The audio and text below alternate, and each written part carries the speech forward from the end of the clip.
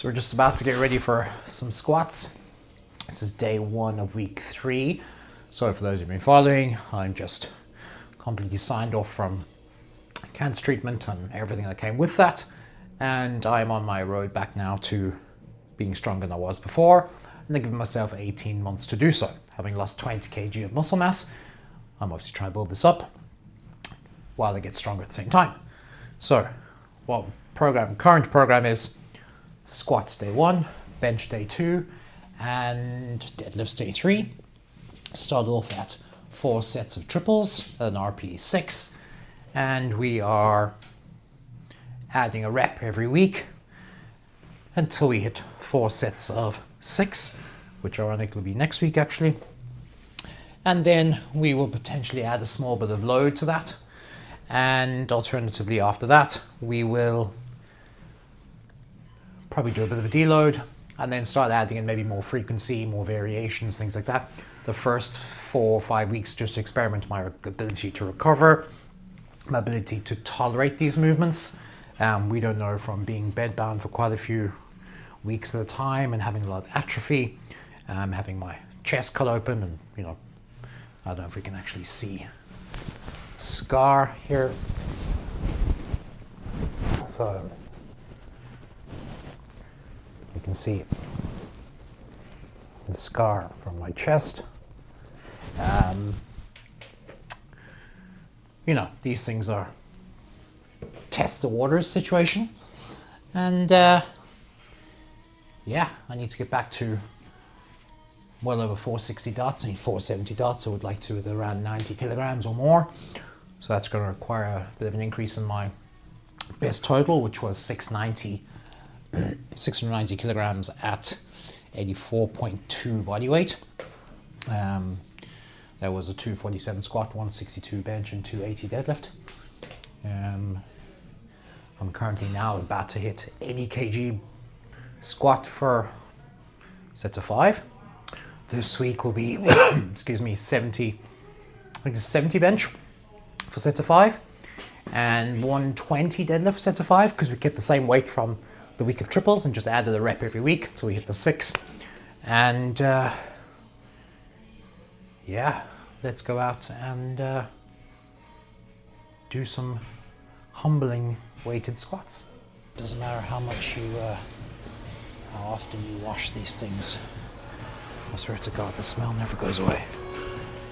Actually, the best thing I ever did, I should probably do them again now that I just mentioned it, is sticking them in a bath of cold water, mix in some washing up powder, and with a small bit of fabric softener, more for odor than anything else, and just soaking it there overnight, and that'll generally do the trick.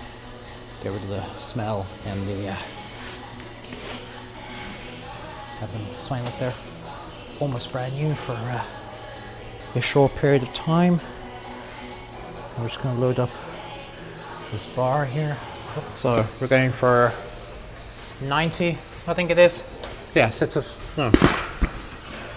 I actually have to check. I think it's 80. Sets of 80.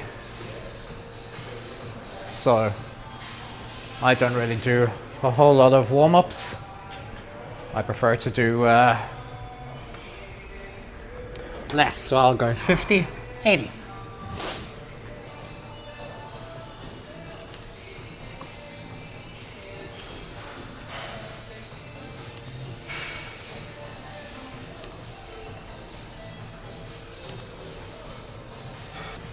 So 50.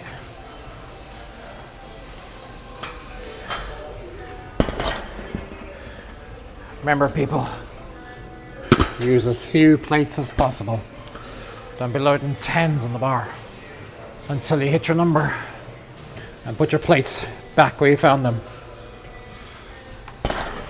Fucking gym etiquette is a thing of the past. You have 8 reps in 2 weeks, the same load. It's a nice gauge of how much you can tolerate in this kind of like comeback to lifting after 9 months. 13th of June was my first admission to hospital when I found out I had cancer. My last training was like a month before that, so what's that, May? And we're going raw with these, no belts. Well, knee sleeves, but no belts.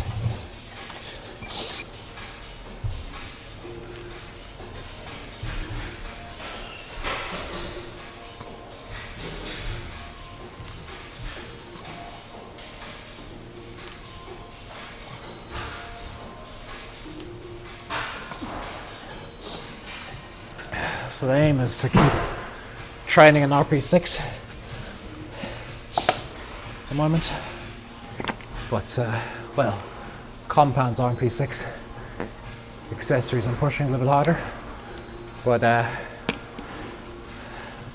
haven't really found an RP6, I don't think a true RP6 yet, but as you can see I get that breath quite easy. It's my first set. Now it's been good. Hemoglobin's back to normal, everything's back to normal. So now it's just conditioning. It's the lack of doing the stuff. That's the problem. Not my body as such. So yeah. Training so far has been no real like aches and pains. A little bit of lower back after squats, but not something I'm gonna treat myself for. Just give it time. DOMs mainly on the chest from benching, I'd say.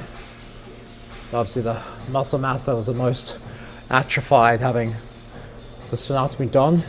It was 4 or 5 weeks there I wasn't allowed to use my chest, so couldn't push myself up or use my arms to get up off a chair or anything. So I probably received the most atrophy out of the rest of the body.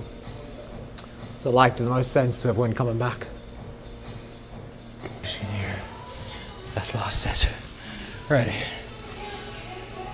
Kick the breathing off, but I don't believe the effort was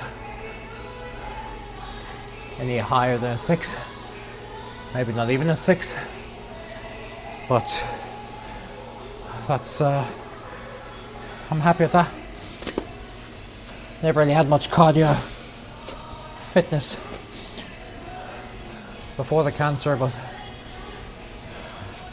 I'll probably definitely need to put more of it back in now to make my toleration of training volume better.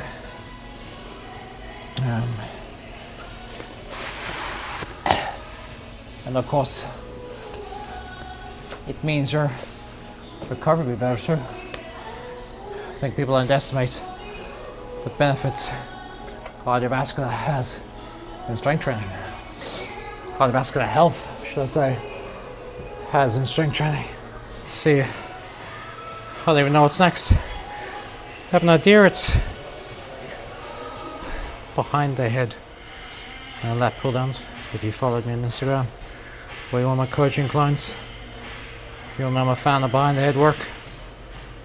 Ooh, a 1RM is showing as 104. Woohoo, look at me go. Ooh, flat dumbbell chest press. 25 last week. I did 20s the week before. Gonna do 30 this week. And we've got 27. So the benches are quite busy. I'm not sure how people are comfortable with me filming. So I'm going to use a combo rack here. There's no one benching, there's 2 of them. So I'm going to dumbbell chest press in a combo rack. 27s were taken. So we're going for 30. It's a sign. Can't really argue with a sign from God, you know.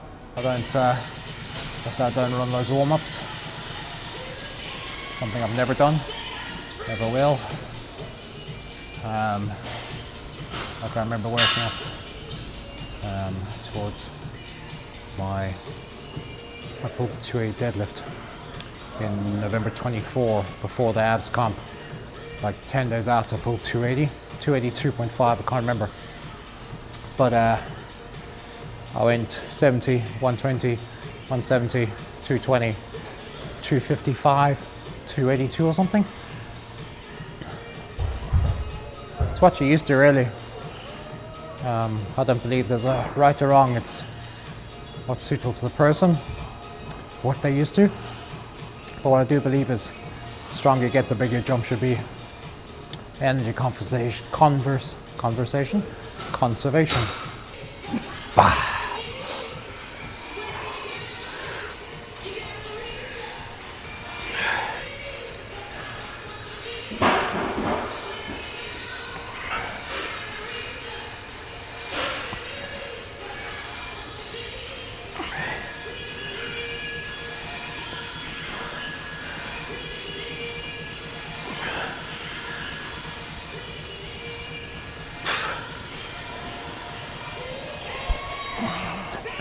Yeah.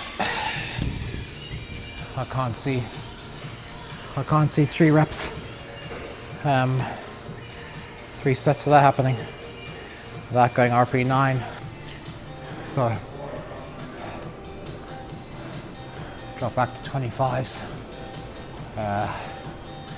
30 was ambitious for 3 sets. And I really need to be smart about this. I've been going full hammer week 3. I'm either straining something, which obviously I'm not really that bothered about, but it's a possibility given the length of time I've been out of this. So it's only day 1 as well. And that bench, probably have to do it tomorrow. No point fatiguing my chest today. And bench suffers tomorrow. It's actually military, behind the head military personnel, which I think last week was 22.5 kg. So a couple of reps of 20 and then probably got 25, I'd say.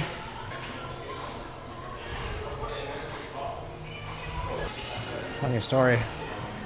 I once dropped a 2.5 kg plate off that tree there onto my toe.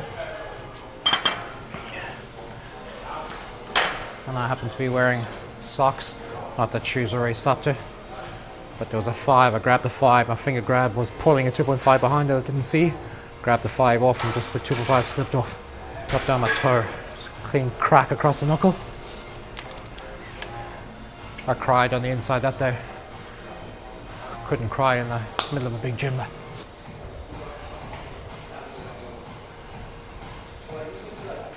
It really gets the shoulders going. I'm a big fan behind the pressing, behind the pulling. Especially for lower bar lifters and powerlifting. I think it provides great conditioning to that position, to the tendons and stuff, being in an end range and moving load.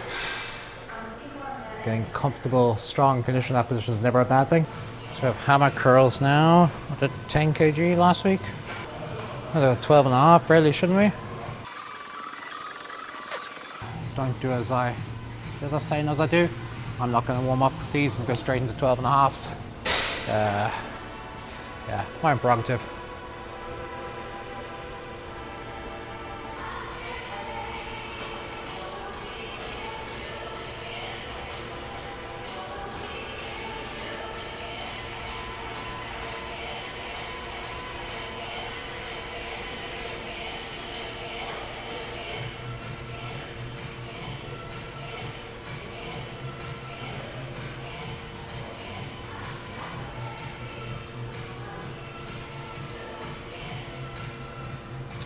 And that's 1 set down, 2 to go. Yeah, grand. Biceps are a nice pump. Never that bad session doing a bicep curl, I'd say.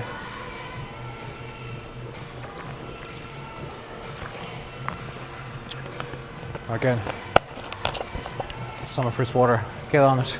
Stop drinking that boring flavourless shite. And I'm saying, I look in the mirror, I'm like, where's the rest of me? When will it come back?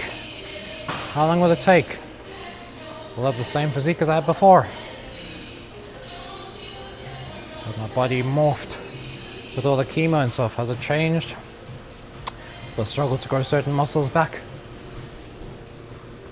It's not just women that had body dysmorphia, lads or ladies, men too. I have to leave here in like 9 minutes to collect my daughter from school. Go home and work from home the rest of the evening. I say home, I work from my bed most of the time because I don't have a desk in an office in my house. I never wanted one.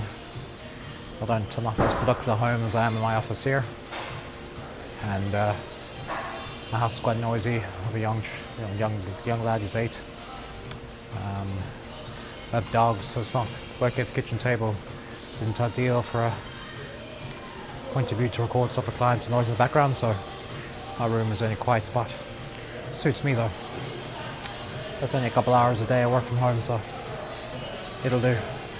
So, like 2.5 kg on 10s, 25%, 2% increase in load, which is not sustainable long term, but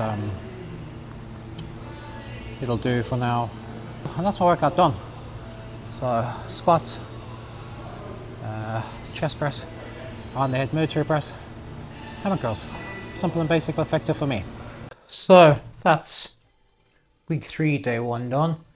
And you know, as you can see, there's nothing fancy. There is nothing complicated. I'm hitting pretty much every muscle group for now, once a week. Chest I am supposed to some extent doing twice with bench and a chest press. But as I say, there's the part of my body that probably atrophies the most. So I really want to push that on because the chest is part of your shoulder in the sense that there's attachment sites and stuff. So overall shoulder health does require you to work on both your chest and your back. Neglecting one of those will potentially leave you lagging behind a little bit in some exercises, and I'm not going to say be a result of niggles or thing, but I do laugh at how many clients come to me with shoulder pain in powerlifting, and I ask for their copy of their program just to see what they're doing and whatnot, and how some of them just have no shoulder work. And I'm like, but your shoulders play a role in your squat, helping you hold that bar position. They're under a bit of tension in that low bar position. Shoulders play a huge role in your bench press. Shoulders in terms of being able to depress your scapula and stuff in deadlift, you know.